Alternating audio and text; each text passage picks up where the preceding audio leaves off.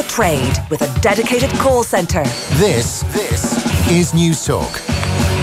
Hello there, welcome along to Wednesday Nights Off the Ball. It's Joe here. It seems the Mayo Ladies County Board have decided to kick Carnacon, the All-Ireland champions, out of the Mayo Championship because, in so much as we can tell, they're not happy with the players who left the Mayo squad earlier this year, 8 of whom happen to be Carnacon players.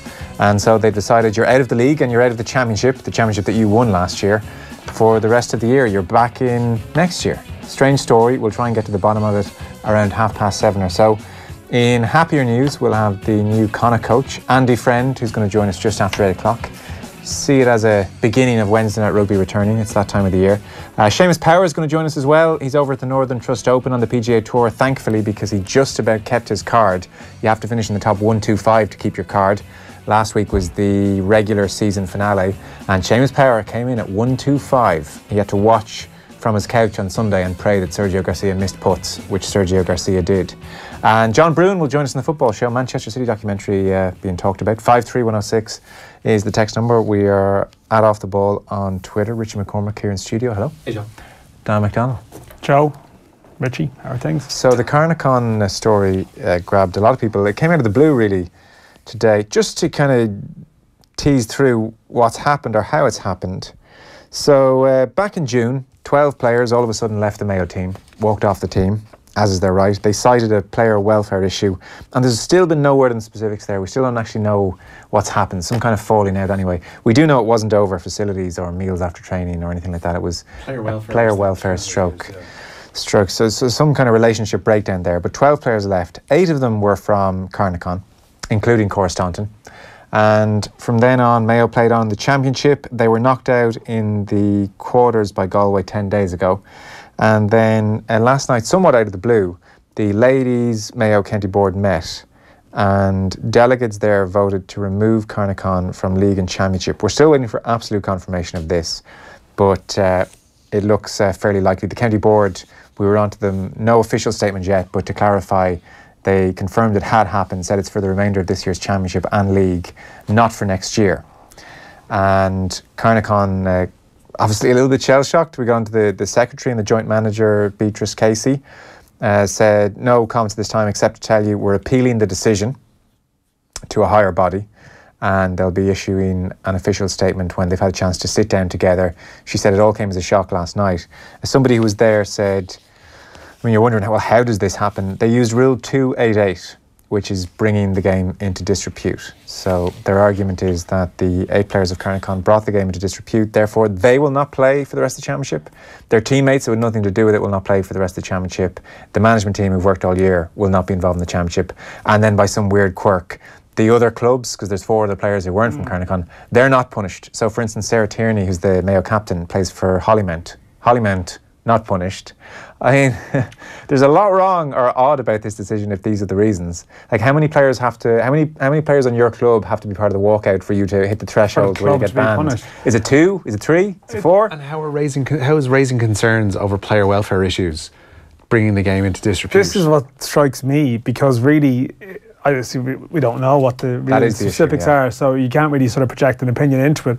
But what you can say is that clearly the county board have decided that they don't believe there's player welfare issues, that they're valid. Otherwise they wouldn't be dismissing this punishment. So they've effectively already given their judgment on whatever grievance the players have aired. I think that's a fair reading, yeah. On the whole bringing the game to disrepute point as well, it's not like Cora Staunton and the 12 who walked out went to the public, went to the papers, or went and made a big deal out about this. If anything, it was the opposite. We actually couldn't get a word from them. No. They, like, this thing did not blow up into a saga, largely because the 12 players walked out and said nothing, and made a point of saying nothing. And still 2 months on, the reasons for it still aren't out there. So they haven't really, in terms of bringing it into disrepute, they could have done a whole lot more. This could have been an absolute mess. They haven't driven a parade through the streets of Castlebar with flags waving F Mayo over the issues that are currently facing them. They've gone about it quietly and kind of in a dignified manner. Yeah. Or even clever leaking, or sort of getting... Well, place leaking, yeah. It was the lack of leaking, I thought, was very impressive.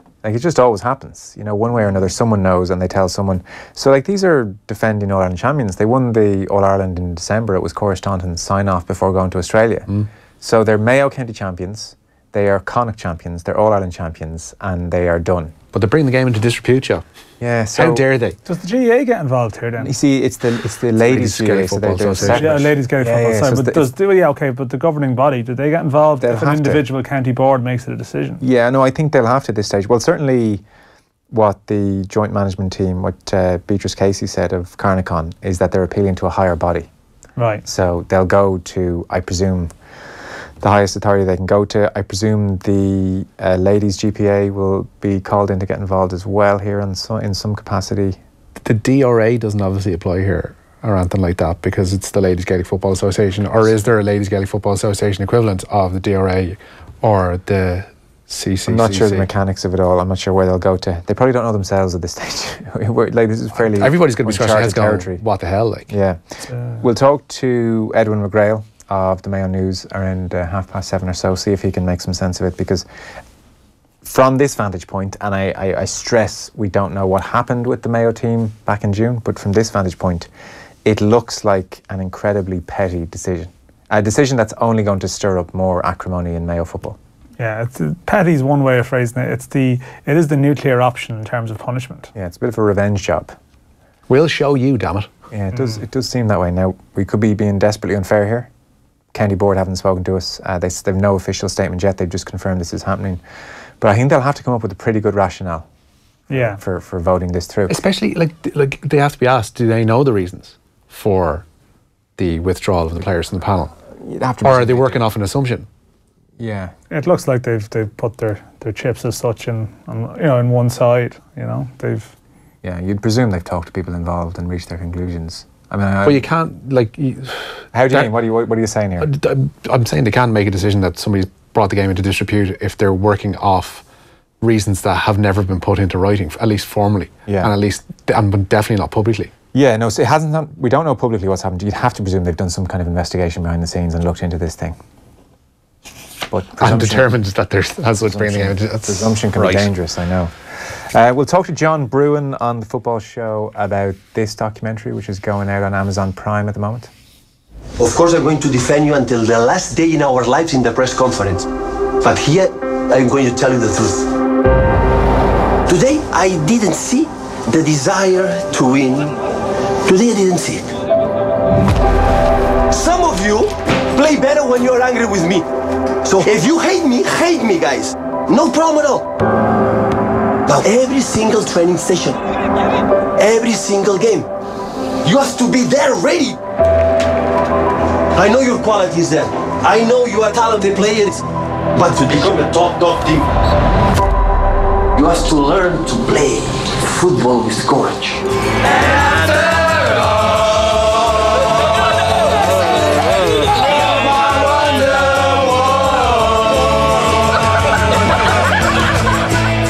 John Stones coming in with the slightly high-pitched backing vocal there, which has everyone laughing at the end. It's on an airplane where they're singing that.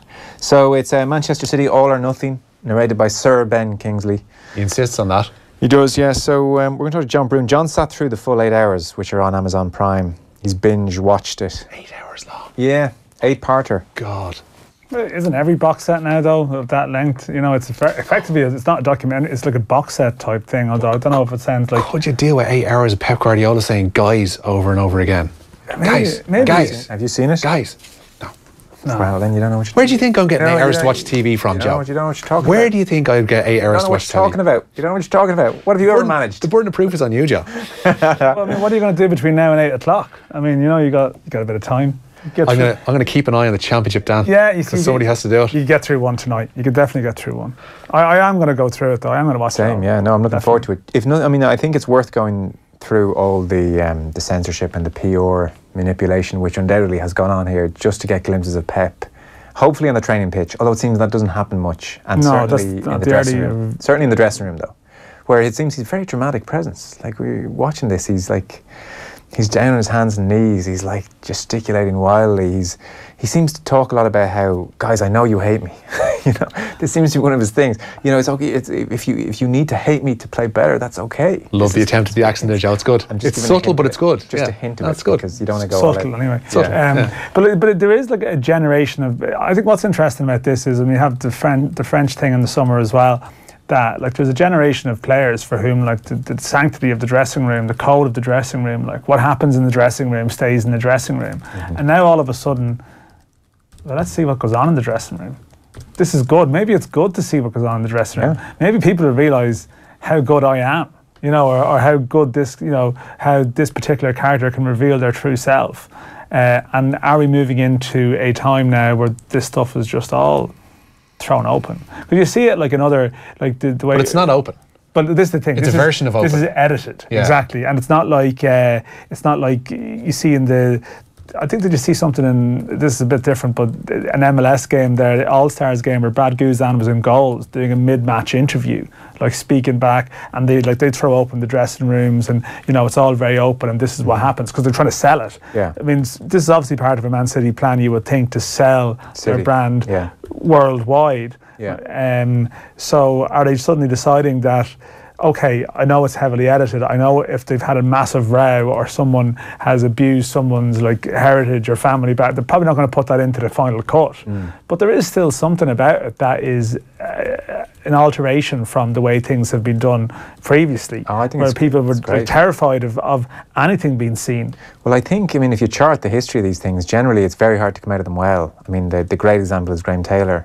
As the world crashed down around him, you know, it ruined him. Brendan Rodgers doesn't seem to have come out of being Liverpool very well. Was there a guy Leighton Orient back in the day who was like telling guys to bring their effing dinner or something like that? That was pretty.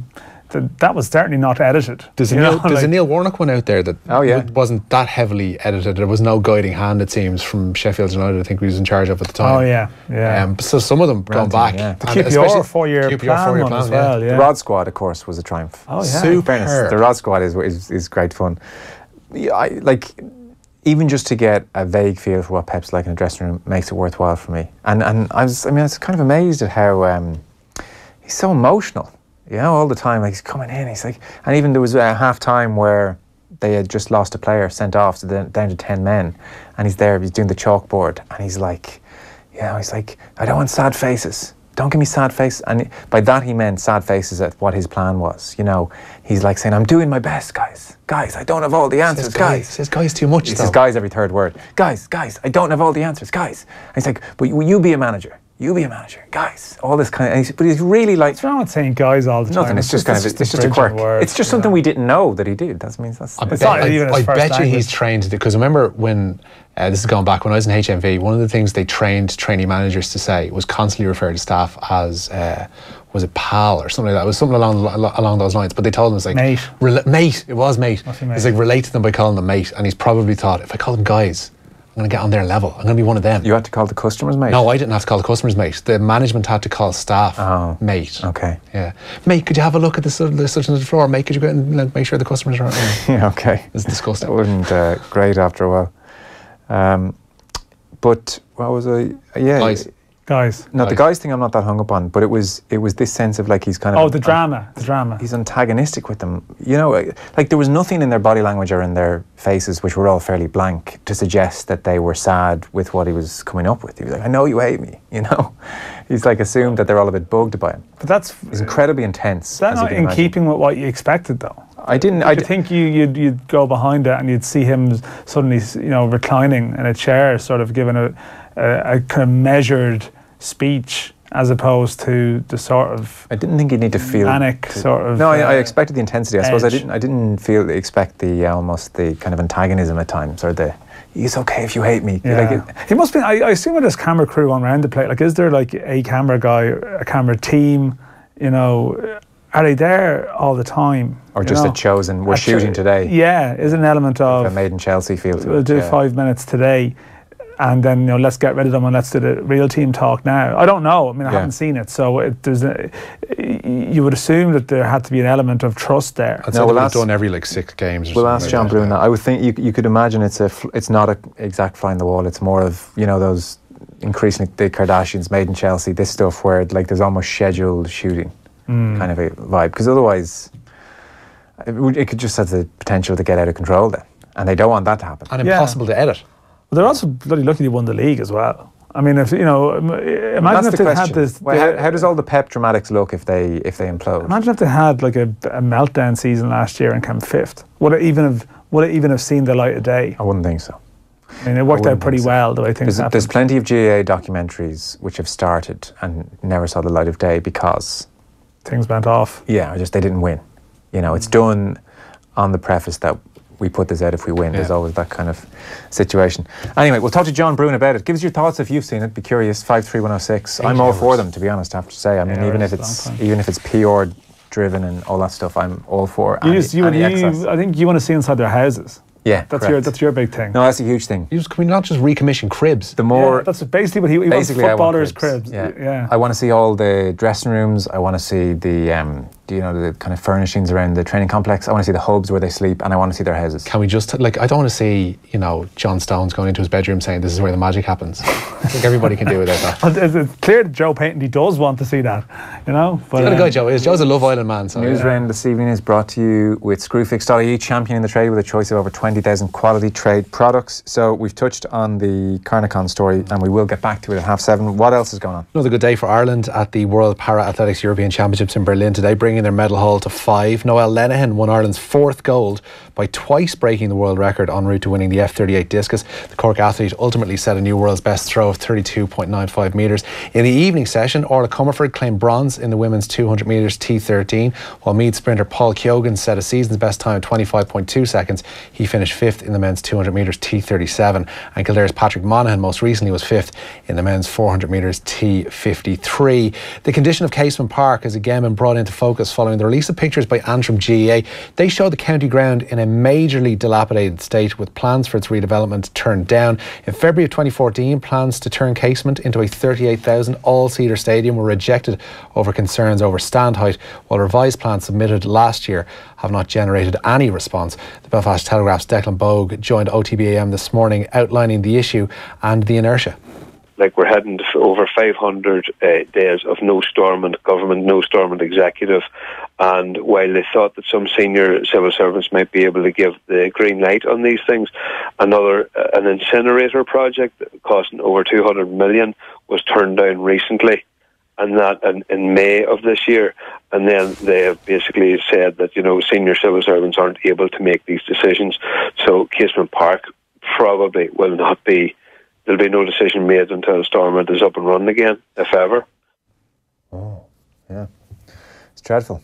The pictures are kind of striking as well as every Olympic Games where they show what happened in previous stadiums and they're completely overgrown and just deserted. Casement's a bit like that now. There's bushes growing in the middle of the pitch. Yeah, that stuff was striking. I mean, it did strike me generally. There's plenty of facilities of other sports that could be sent in around the country, to the authorities and say, can you address them? Think of a League of Ireland glossary or two that could be done. Yeah. Mickey Hart's been talking to Will. Yeah, Tyrone manager Mickey Hart says it's unfair that his side are labelled by some as being rigid and unimaginative. He says last year's semi-final defeat to Dublin skews people's view of his side. While speaking to our own Will O'Callaghan, Hart says they can't allow to play this year's All-Ireland final against Dublin as they did last year, which was on Dublin's terms.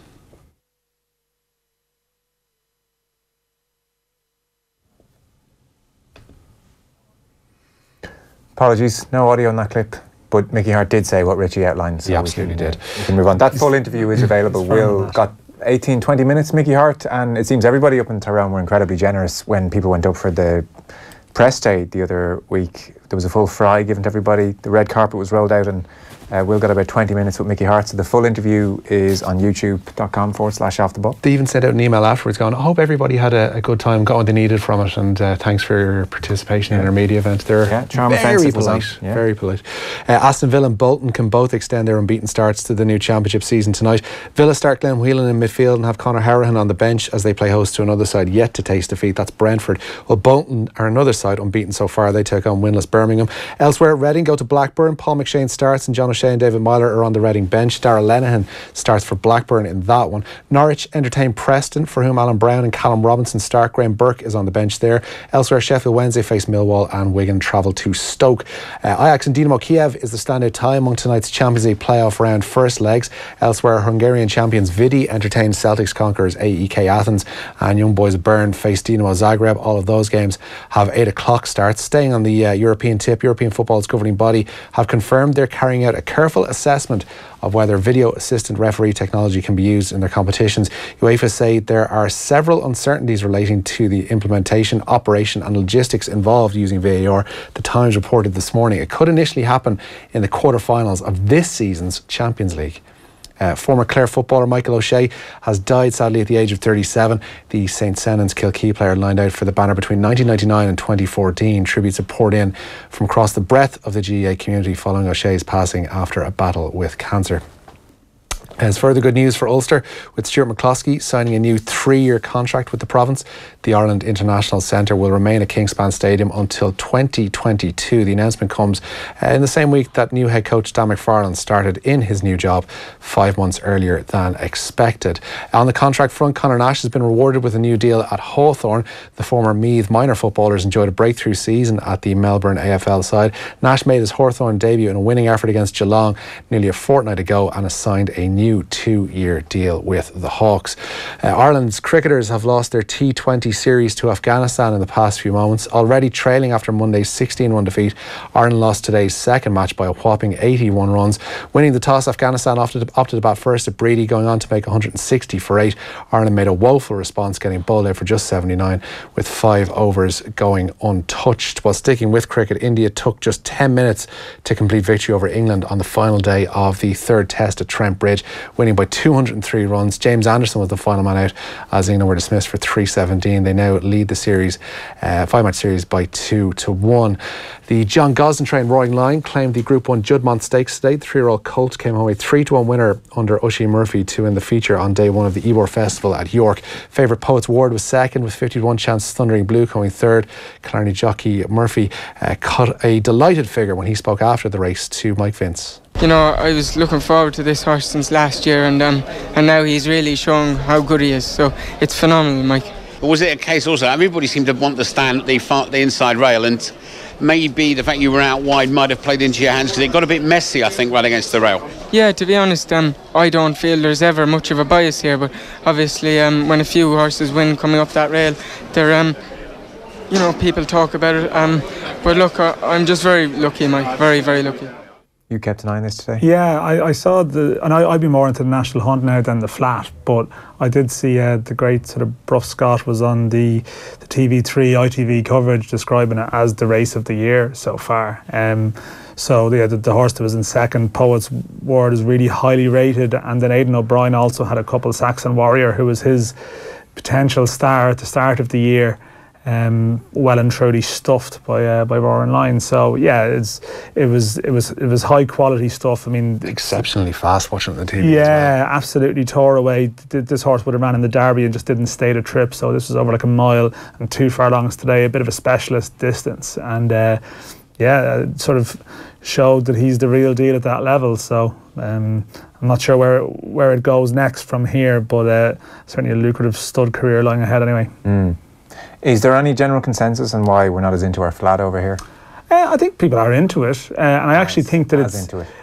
So pedantic with me. Well, I think it's see, there's an argument that it's changing slightly because the National Hunt. You can't spell it without Dan. I know. But the National Hunt game was deemed to be more accessible, that you could have a story like Denoli or which was like a Carlow farmer, Tom Foley. The small man could win the Gold Cup or could win the Champion Hurdle or whatever.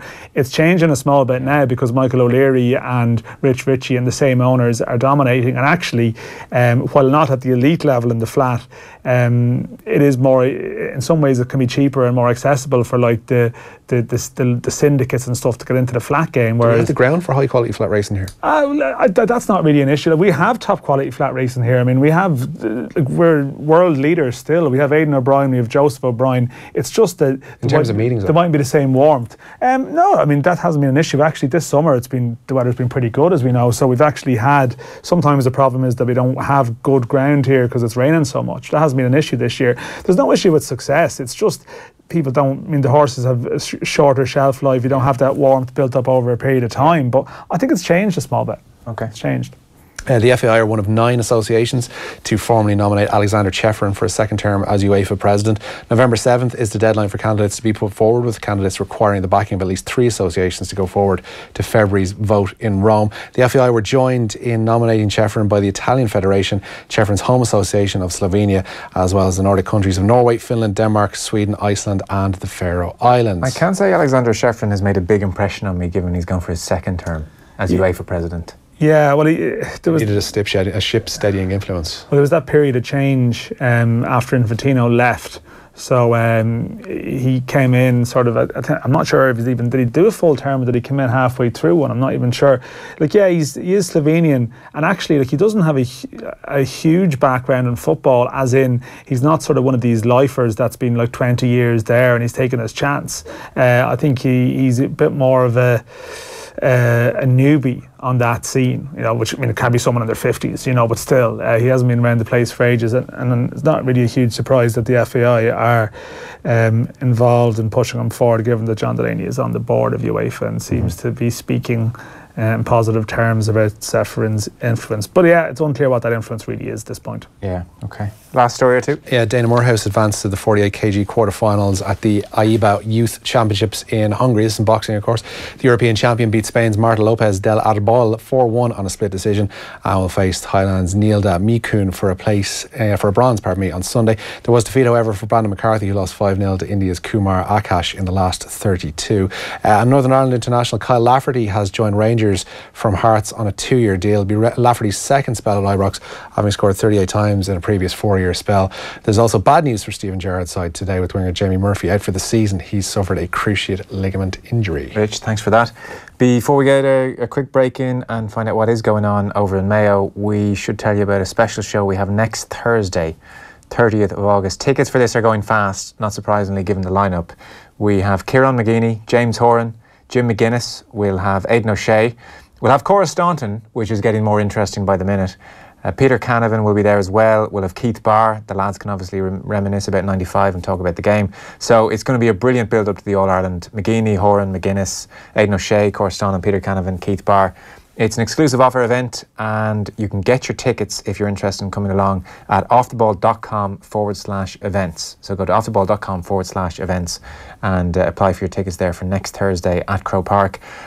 We are giving away some VIP tickets for this evening, which gets you a meet and greet with some of the guest lists and some seats up the front. If you want to come along as a VIP, just identify our mystery voice, who caught the poetry bug recently at the Fla Festival. Ram lamb, thank you, ma'am. Worse they're getting. Oh dear. If you know how that is, and you should, text 53106 for 30 cents and we'll announce the winner later on in the show. He's a big fan of iambic pentameter. Ram lamb, thank you, ma'am. Short break. We are back with Edwin McGrail of the Mayo News, who will explain to us what is going on. Off the Ball on News Talk. Thanks to Screwfix.ie, championing the trade with a choice of over 20,000 quality trade products. Moncrief. Are you a shower man or a bath man? I would be a shower man. Yeah, me too. I never really enjoyed baths. I go so wrinkly. Everything goes wrinkly. You know, there is that. Whole body. Yeah. At my age, you can't tell the difference. Moncrief. Sponsored by Avantcard. Back tomorrow from 2 p.m. on News Talk.